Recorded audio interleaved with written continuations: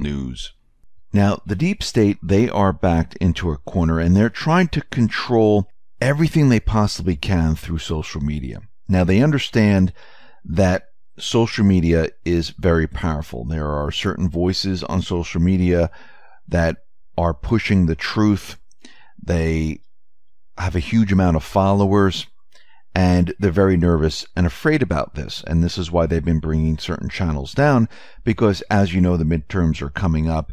There's going to be the release of the IG report and other things, and they don't want this information out there. They're also trying to set up a way to re-educate everyone in what's really going on, with their fake news. YouTube is doing something very interesting. They have just pushed out their climate change re-education camp.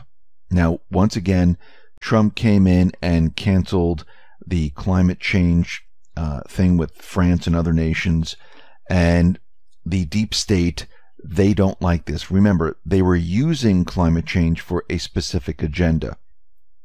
And YouTube, they are setting a dangerous precedent for other social media platforms, which may soon do the same thing that they're doing. Now, YouTube decided to post a banner beneath videos that question the consensus of global warming. More precisely, it even flags videos that do not question the warming. All the video has to do is question the magnitude of warning and its related impact. Now, the banner of these videos, this is a Wikipedia preview banner, and if you click on it, guess what? You're taken over to Wikipedia, and they explain global warming and why it's a real science. Well, there's three problems with this.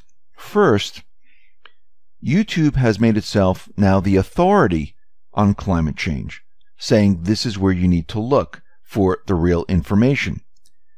And remember, YouTube was supposed to be a platform where people just shared videos, and YouTube was not supposed to be the ministry of truth, as they like to call it, even though it's not really based on truth and hard facts.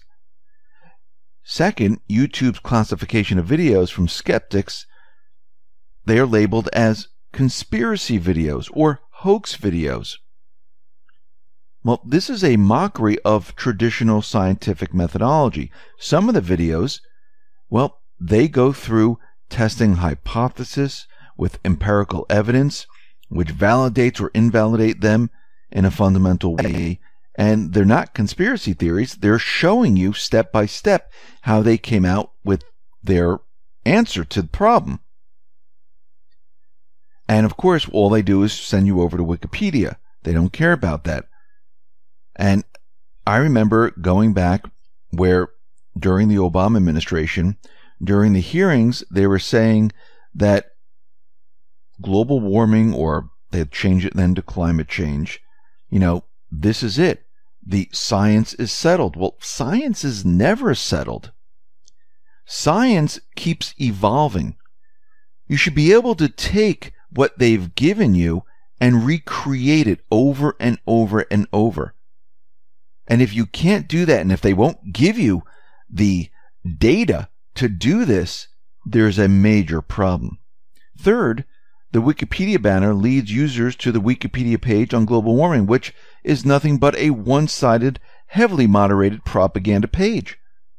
But again, this is the beginning stages.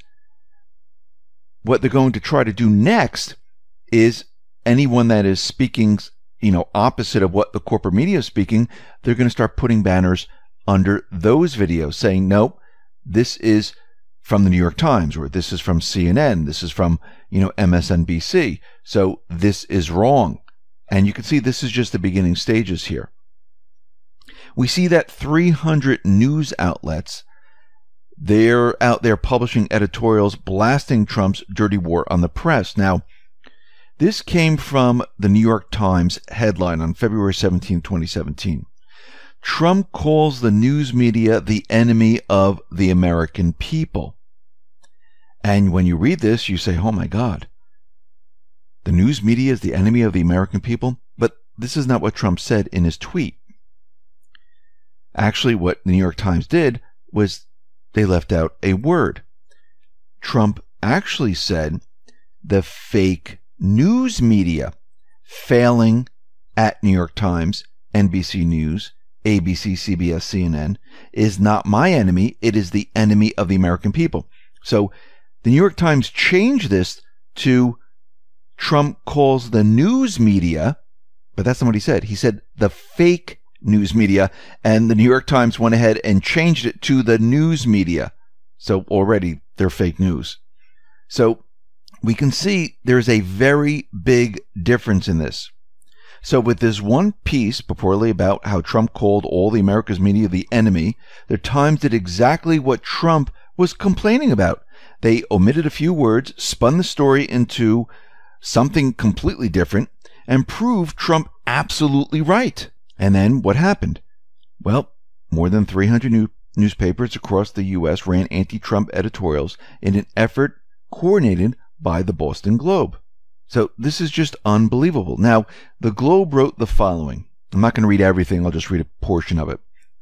Replacing a free media with a state-run media has always been a first order of business for any corrupt regime taking over a country. Today in the United States, we have a president who has created a mantra that members of the media who do not blatantly support the policies of the current U.S. administration are the enemy of the people. This is one of the many lies that have been thrown out by this president, much like an old-time charlatan threw out magic dust or water on a hopeful crowd, the Globe wrote. Trump took aim at the coordinated effort, and he wrote this on Twitter. The Boston Globe, which was sold to the failing New York Times for $1.3 billion, plus $800 million in losses and investments, or $2.1 billion, was then sold by the Times for $1. Now the Globe is in collusion with other papers on free press. Prove it. And then he wrote this. There is nothing that I would want more for our country than true freedom of the press. The fact is that the press is free to write and say anything it wants, but much of what it says is fake news, pushing a political agenda or just plain trying to hurt people. Honesty wins. So the fake news media, who has lost all right to complain, they're not speaking truth to power. They're defending their own agenda. But Trump just isn't going to play their game. And they're very angry about this. He wants them to print and create and investigate stories that are based in truth, not making it up and being one-sided. So Trump posted one more item on Twitter on Thursday saying, the fake news media is the opposition party. It is very bad for our great country, but we are winning. So we see right now that there's a huge battle going on, and the deep state, they're doing whatever they possibly can to counter what is going on, and that is the truth. And it's becoming more and more difficult to do this, and they're going to keep trying to the very end. Now we see the Wall Street Journal. They're doing some investigative reporting, and Kimberly Strassel is looking into this entire situation with Bruce Ohr, with Peter Strzok, and they're asking some questions here. So the Wall Street Journal is continually countering and dropping uncomfortable truth bombs and refusing to back off of its intense pressure to get the truth and hold those responsible and accountable out there. And once again, Kimberly Strassel, who by now has become the focus of social media attacks for her truth-seeking reporting, does it again, and she points out the following. Hours after former CIA Director Brennan threw a tantrum over having his security clearance removed, that while Justice has released some damning documents, particularly on Bruce Ohr, was doing, much of the truth is still classified. She asked, what was Bruce Ohr doing? The Federal Bureau of Investigation and Justice Department have continued to insist they did nothing wrong in their Trump-Russia investigation. This week should finally bring an end to that claim, given the clear evidence of malfeasance via the use of Department as Bruce Ohr. Mr. Ohr failed to disclose on financial forms that his wife, Nellie, worked alongside Mr. Steele in 2016, getting paid by Mr. Simpson for an anti-Trump research. The Justice Department has now turned over Orr's documents to Congress that show how deeply tied up he was with the Clinton crew, with dozens of emails, calls, meetings, and notes that describe his interactions and what he collected.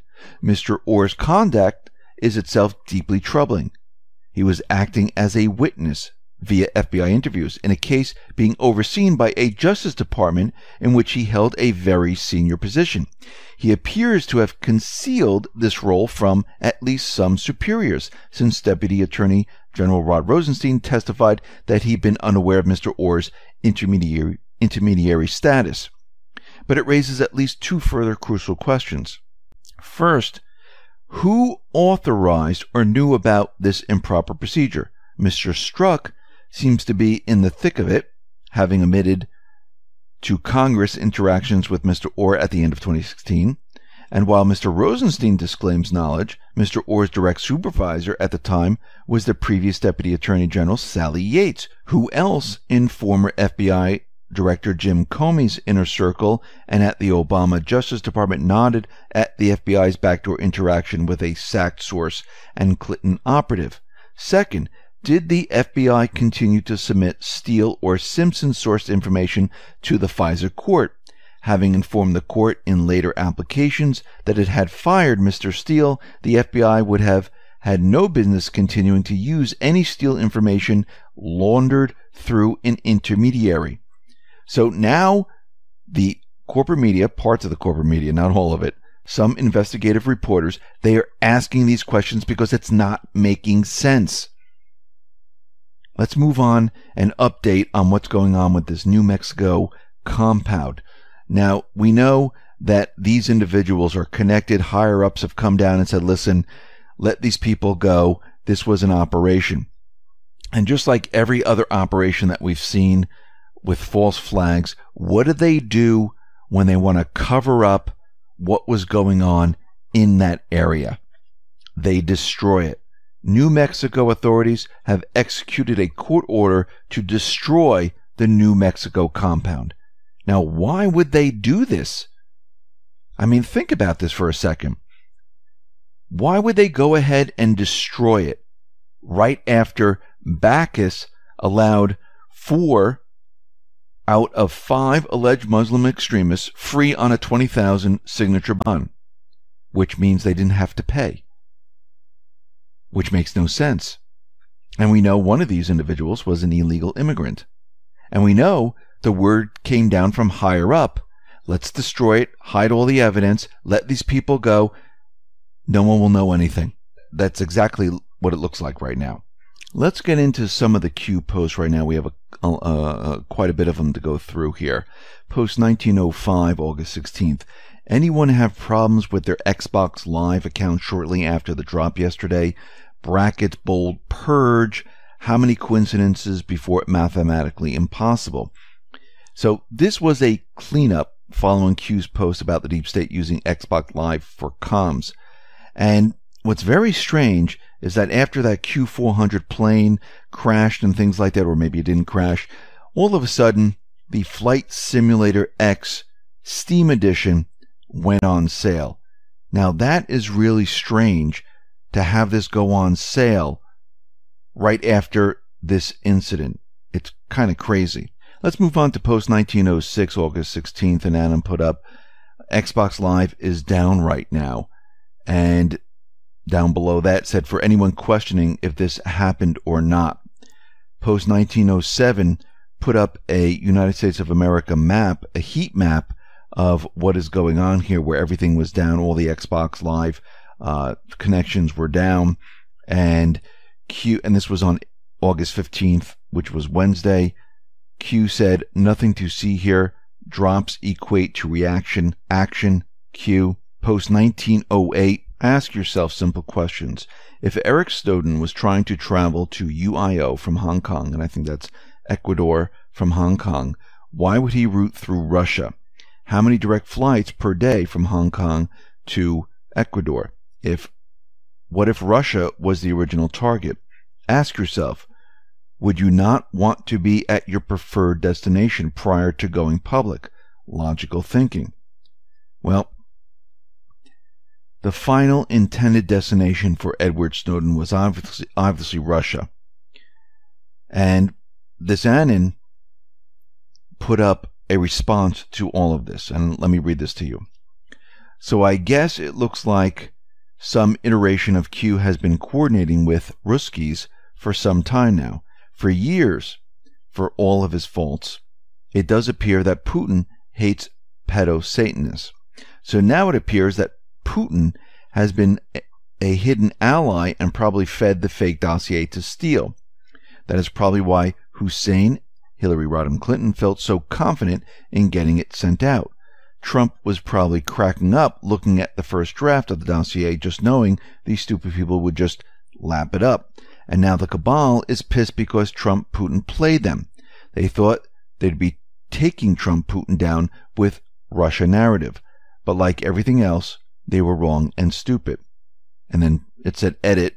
Needless to say, obviously Trump was 100% kept out of any direct contact with Russia, as they knew DNC would attempt the Russia collusion angle.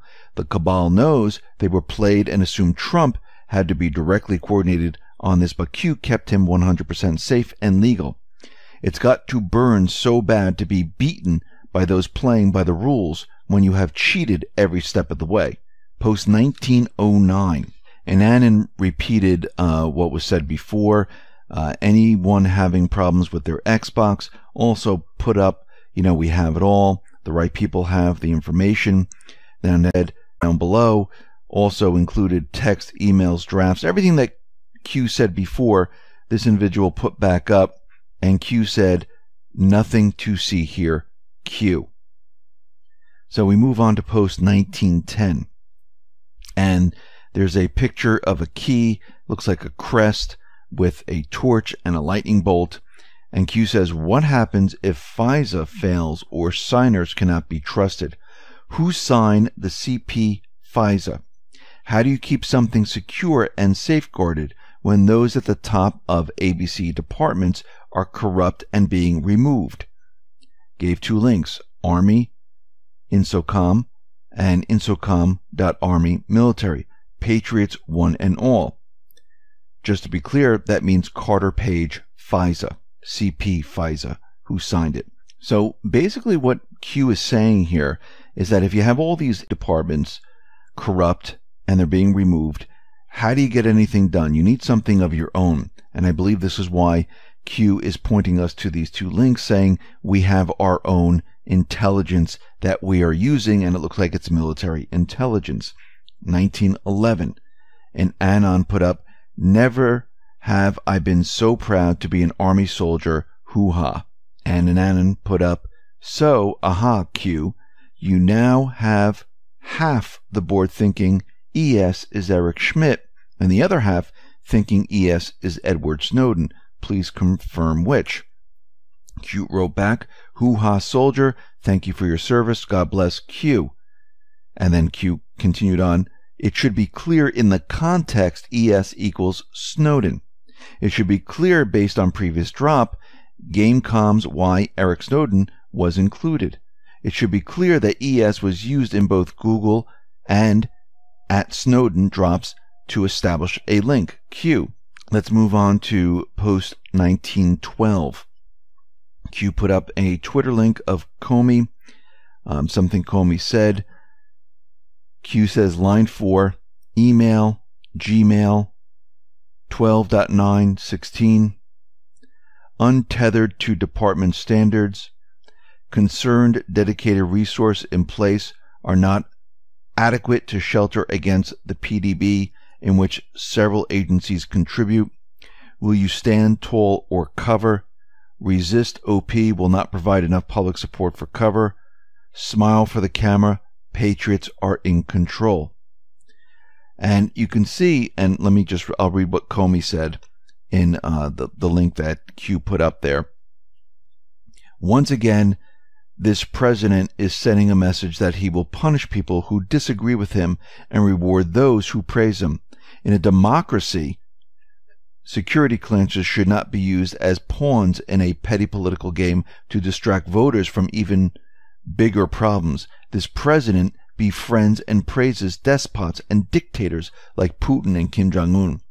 Those friends provide stark contrast to the patriotic Americans and public servants he disrespects, threatens, and calls enemies.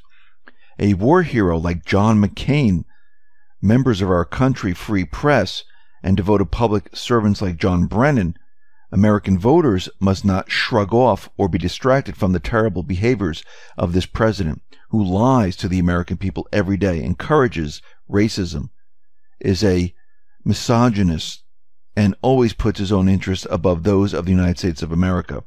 Politicians enabling this president should be held accountable in future elections. We are each responsible for what we say as well as for our silence. And when you look at this, you can see how he was plotting after the election to subvert POTUS, trying to make sure he was blinded by ineffective and misleading presidential daily briefings. This qualifies as treason. Let's move on to post 1913. Q put up from Anonymous 3 yellow blocks. One of them has the crest with the key and the torch and the lightning, and repeats the same thing about, what happens if FISA fails or signers cannot be trusted. The other one was Comey's speech. And then down below, it says, what a coincidence. JC, James Comey, did your email trigger a fake news blast sample? And started giving all the different samples about New York Times. And it says President Daily Brief. And then it went on to NPR. Who exactly is the president's daily brief and why is it important? And it went on and on and on, and it said Q. Looks like Q is telling us the media had access to the private Gmail server Comey used, thus making the media traitorous co-conspirators in a plot to subvert POTUS. Post 1914, Q put up sample and put up all these different links. And these links are about 4chan, about Q, QAnon, why we have the CIA, partly to thank for the craziest conspiracy yet. And it goes on and on about Q. And Q says another wave of attacks, same day as the targeted coordinated attack versus POTUS, nothing to see here. Q. Post 1915 puts up a link that has to do with a priest and a child, and the priest is saying prayers over the child, and Q says, man of God, see something, say something, people must unite to clean out these old institutions. Q. And the video is very disturbing because, as you can see, the priest is trying to quiet the baby and slaps it, and the parents, they see what's happening here and they grab their child. So just for a split second, it looks like the face of evil kind of came out, and it only took a moment for the adults there to react because, they were just holding back because it is a priest, and then all of a sudden they realized what was going on here, and they said, no, you're not going to do this to my child. Let's move on to post 1916, August 16th. There's a picture, and we saw this picture once before, of this man walking across somewhere in Hong Kong, and Q says, what are shovels for, Q? And then we have a closer view of this individual, and we finally found out who this is. This is Andrew Cowders. Andrew Cowders, third managing director at Cogent Strategies. And it went on to say, 25 years of Washington public policy, management, communications, and media experience that included political appointments in the Clinton administration. And this individual also attends the Podesta parties where they are wearing red shoes. So this is all connected here. Let's move on to post 1917, and Annan put up on August 16th a picture of Hong Kong with the individual walking across. Let's not forget about the Western Pacific Kindergarten. And then down below shows pictures of this individual with the Podesta group, showing everyone wear red shoes, Bill Maher wearing red shoes, and they're all part of the same thing. Q went on to say, nothing to see here. So it's all red shoes all over the place, and we've gone through this before. Now, before Q says nothing to see here, there's a bunch of links that Q provided and shows us this individual and who he works for, and the next form confirms his activities and adds a little bit more details. So when we look at this, we can see that he has an extensive history working with Senator Mendez. And you know this guy, he dodged in underage prostitution charges during his corruption trial, and this looks like it took place in the Dominican Republic. We also see that Soros ran U.S. foreign policy on post-coup Ukraine, as we know, and this individual was part of this. So just to review this, you have a lobbyist, Andrew Cowders. He worked for a guy who was so corrupt, his corruption saved him from being charged with underage prostitution. He also worked with Soros in order to destabilize a nation that's one of the world's biggest human trafficking hotbeds. We have pictures of him outside of Chinese kindergarten, and we now have him exchanging emails directly with Tony Podesta. And they're talking about cooking, and they're talking about different ingredients they're going to bring. So who knows what this really means, but you can think by the red shoes and everything that we discussed what it really means. Post 1918.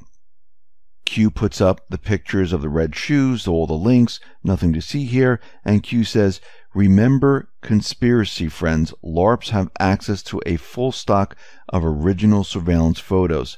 Nothing to see here. Fake news, constant attacks, nothing to see here. Enjoy the show. Q. Post 1919. Anonymous put up breaking news via Brett Baer, Fox. 4 planes have made emergency landings in Chile, Peru, and Argentina. No details yet. So 4 planes make emergency landings in Chile, Peru, and Argentina due to bomb threats. And Q responded, within a week of the last boom set.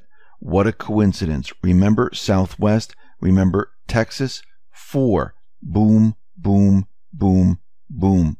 Q. Now we know the deep state, they're not just going to be sitting back and just saying, hey, we give up.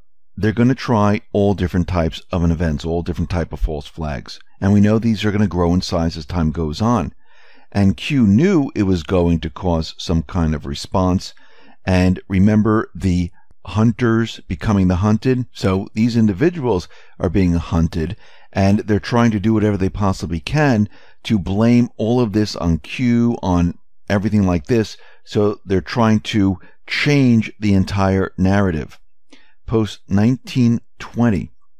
Anonymous put up Andrew Cowder and said, ha, was a notable. Annans are on fire. Gave a link to wikileaks.org, Podesta emails, and Q wrote back and put up a link saying, why did the Podesta group close? And gave many different links here and actually put up, do you see it? Hong Kong, March 2012, approval. Podesta Group, registration number 5926, Hong Kong Trade Development Council. Guess Andrew was their man on the street, the one tasked with an unviable job of procurement. Pretty disgusting. Post 1921. Q. Mistake in photo collage posted. Reference to McCann was not intended. No connection. Q. Post 1922. Anonymous put up BBC's hit piece on Q, 3 minutes 55 seconds. Q wrote badge of honor, military grade. And they're continually putting up all these hit pieces against Q and whatnot. Post 1923, Anonymous Q put up badge of honor, military grade Q, and then put a picture of Lisa Page. And put up UK has problems Q, Lisa telling all. And it looks like she is now working with the White House, telling everything that has been going on. Post 1924, Q put up timelines change, watch the budget Q, and then we hear the news that the parade is going to be canceled because it's way out of budget. And the Pentagon says Trump's military parade postponed until 2019 amid reports costs jumped 666%. Now, if you really look at this and you see what's happening here, you should question it. First of all, it's from an unknown source. The news is reporting it. They don't want this parade to happen, and they want it stopped. So the Post says timelines change. We know the timeline has been moved up. Watch the budget. And Trump and Q might be mocking the deep state right now. They might be doing this because you have to think to yourself and ahead. Think about Trump and his businesses. Think about what he does here. He always comes in under budget and ahead of schedule. Timelines change. Watch the budget. And it's just strange that all of a sudden, from an unknown source, they come out and say, listen, it's going to cost way too much money. Does that make any sense? No, it really doesn't. So Q says timelines change. That can mean one of three things. Parade was moved back. Parade was moved up. Parade is disinfo for timing. So when we look at this, just like we saw the same thing with North Korea with the nuclear button, we're going to war, Trump never projects what he's going to do. It's always done in a roundabout way, so nobody knows what he's going to do. And from history and from the past, it looks like he always comes in under budget, ahead of schedule. So does it make any sense that all of a sudden, of course, from an unknown source, where they're saying that this is going to cost way too much and it's 666%, the budget just ballooned out of nowhere? And it looks like all of this is being done to throw off the deep state.